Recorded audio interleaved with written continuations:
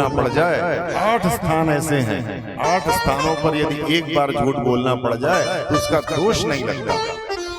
कौन कौन से हैं 8 स्थान आप लोग भी जान लीजिए। सबसे पहला स्थान कौन सा है? स्त्रीषु नर्म विवाहेषु वृत्यर्थे प्राण संकटे गो ब्राह्मणार्थे हिंसाया नानृतम स्याजुगुप्सितम।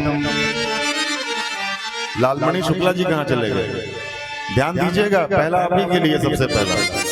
स्त्रीषु, यदि आपको अपनी धर्मपत्नी से कोई बात कभी छिपानी पड़ जाए तो शास्त्र इसकी अनुमति देता है, यह कम दंडनीय है, दोष नहीं लगता। क्यों? क्योंकि माताओं का हृदय अत्यंत कोमल होता है।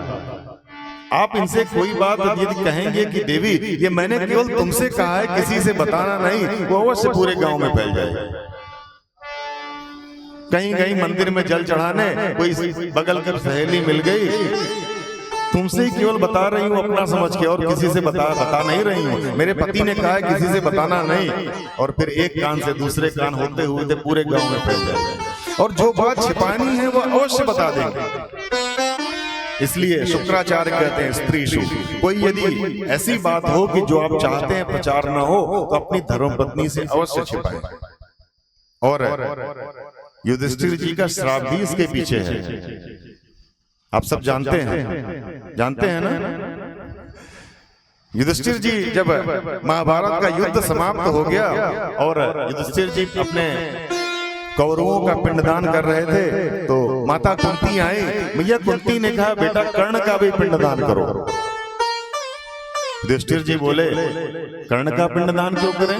अरे हमारे कुल का नहीं, हमारे वंश का नहीं, हमारे संबंधी नहीं हमारा, हम उसका पिंडदान क्यों करें? कुंती मैया बोली रोते हुए बेटा वो तुम्हारा सगा बड़ा भाई था। युधिष्ठिर जी गंभीर हो गए, एक क्षण के लिए मौन हुए, दूसरे क्षण बोले मैं पूरी स्त्री जाति को श्राप देता हूँ माँ, आपने इतनी बड़ी बात मुझसे छिपा के रखी, मैं संपूर्ण स्त्री जाति को श्राप देता हूँ कि आज के बाद कोई भी आदरणीय माता बहुत समय तक अपने हृदय में कोई बात छिपा के नहीं रख सकेगी। तो युधिष्ठिर जी का श्राप भी यही कहता है, इसलिए स्त्रीषु। दूसरा स्थान कौन सा है? नर्म, हंसी मजाक में बोला गया झूठ नहीं होता।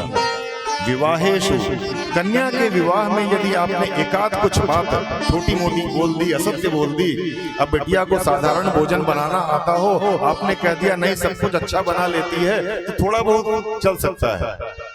और वृत्यर्थे, जीविकोपार्जन में, अपनी जीविका के क्षेत्र में यदि आपको कभी असत्य बोलना पड़े तो शास्त्र की अनुमति है।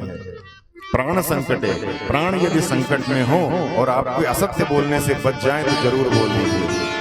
और गो ब्राह्मणार्थे हिंसाया, गाय और ब्राह्मण की जहाँ हिंसा हो रही हो वहां पर असत्य बोलना, हिंसा को यदि रोका जा सके असत्य बोलकर अवश्य बोल लीजिए।